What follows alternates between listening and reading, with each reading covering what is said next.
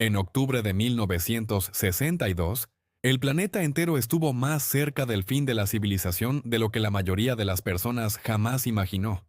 Durante 13 días, dos superpotencias apuntaron armas nucleares capaces de borrar continentes completos. Millones dormían sin saber que, en cualquier segundo, una sola orden podía convertir ciudades enteras en cenizas. Pero lo más aterrador es que el mundo nunca supo cuántas veces estuvo realmente a segundos de desaparecer. Todo comenzó con fotografías borrosas tomadas desde el cielo. En medio del calor sofocante del Caribe, enormes estructuras metálicas aparecían ocultas entre la vegetación. No eran simples instalaciones militares, eran rampas capaces de lanzar misiles nucleares directamente hacia territorio estadounidense. Washington quedó paralizado. Las imágenes llegaron a una sala oscura donde hombres agotados observaban en silencio. Nadie hablaba, porque todos entendían la misma cosa. Si aquellas armas quedaban operativas, el equilibrio mundial cambiaría para siempre. Mientras la tensión aumentaba, los ciudadanos seguían con sus vidas normales. Familias paseaban, niños asistían a la escuela y las radios transmitían música alegre. Pero detrás de puertas blindadas, generales y políticos discutían cómo responder sin desencadenar el apocalipsis. Algunos exigían bombardear inmediatamente la isla. Otros advertían que un ataque significaría guerra total contra la Unión Soviética. Cada minuto parecía acelerar el reloj hacia una catástrofe inevitable. En las profundidades del Océano Atlántico, submarinos soviéticos navegaban en completo aislamiento. Sus tripulaciones soportaban calor extremo, falta de oxígeno y un silencio aterrador. Sin comunicación clara con Moscú, algunos comandantes comenzaron a creer que la guerra ya había empezado. Y dentro de aquellos submarinos no había armas convencionales. Había torpedos nucleares capaces de destruir flotas enteras en segundos. En Washington, la presión sobre el presidente aumentaba brutalmente. Generales insistían en invadir Cuba antes de que fuera demasiado tarde. Los mapas cubrían las paredes. Las luces permanecían encendidas durante toda la noche. El cansancio deformaba los rostros de quienes debían decidir el destino de millones. Cada conversación terminaba con la misma pregunta imposible: ¿cómo detener al enemigo sin obligarlo a responder? Entonces llegó el anuncio que congeló al planeta. Estados Unidos reveló públicamente la existencia de los misiles y declaró un bloqueo naval sobre Cuba. En ese instante, buques soviéticos avanzaban directamente hacia la línea de confrontación. El mundo observaba esperando el primer disparo. En muchas ciudades comenzaron compras masivas de alimentos y refugios nucleares. Algunas familias se despidieron creyendo que no volverían a verse jamás. Las horas siguientes fueron un juego psicológico brutal. Aviones espía cruzaban cielos hostiles mientras radares detectaban movimientos militares en ambos lados. Los comandantes nucleares permanecían listos para lanzar ataques inmediatos. Un error humano, una mala interpretación o incluso un accidente podían iniciar una guerra irreversible. Y cuanto más tiempo pasaba, más difícil parecía detener la escalada.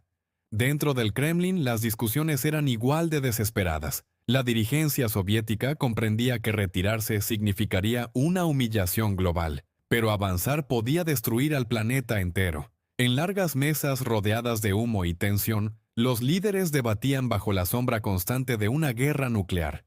Nadie confiaba completamente en la otra parte, y el miedo comenzaba a dominar todas las decisiones. Entonces ocurrió uno de los momentos más peligrosos de toda la crisis. Un avión espía estadounidense fue derribado sobre Cuba. El piloto murió instantáneamente. En Washington, muchos interpretaron el hecho como el inicio de la guerra. Algunos oficiales exigieron responder militarmente de inmediato. Las comunicaciones se volvieron caóticas. Durante unas horas, el mundo pareció deslizarse directamente hacia el abismo. Pero el episodio más aterrador permaneció oculto durante décadas. Bajo el océano, un submarino soviético rodeado por fuerzas estadounidenses creyó estar siendo atacado. El calor era insoportable. La tripulación apenas podía respirar. Sin contacto con Moscú, los oficiales discutieron lanzar un torpedo nuclear. Dos comandantes estuvieron de acuerdo. Solo uno se opuso. Un solo hombre evitó que comenzara una guerra atómica mundial.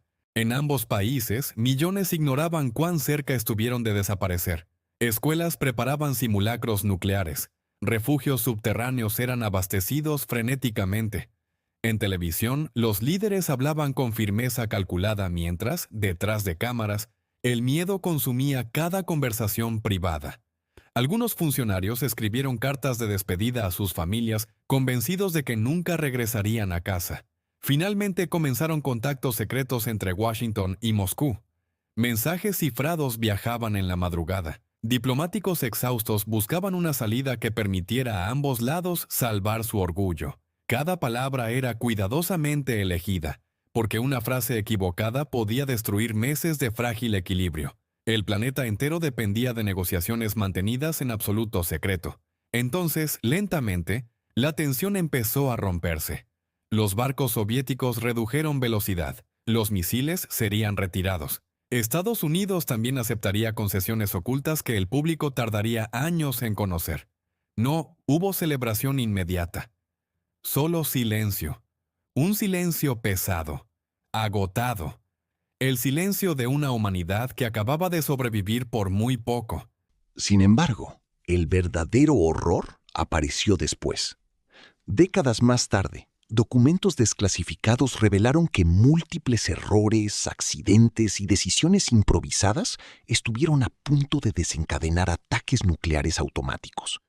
El mundo no estuvo cerca de la guerra una sola vez, estuvo cerca muchas veces, muchísimas más de las que cualquiera imaginaba.